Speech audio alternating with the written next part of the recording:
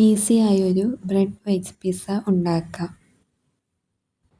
അതിനായി ആദ്യം ഒരു ബ്രെഡ് പീസ് എടുത്ത് അതിന് മുകളിലായി ടൊമാറ്റോ കെച്ചപ്പ് തേച്ച് കൊടുക്കാം.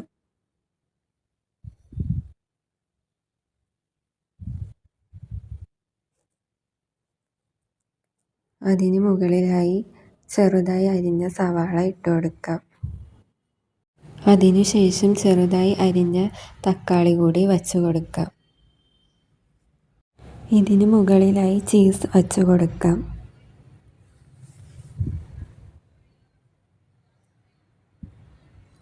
ഇനി എയർ ഫ്രയറിലോ പാനിലോ വച്ച് കുക്ക് ചെയ്തെടുക്കാം.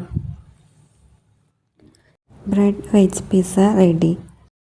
സിമ്പിളായിട്ടുള്ള ഈ റെസിപ്പി ഇഷ്ടമായാൽ ലൈക്ക്, ഷെയർ ആൻഡ് സബ്സ്ക്രൈബ്.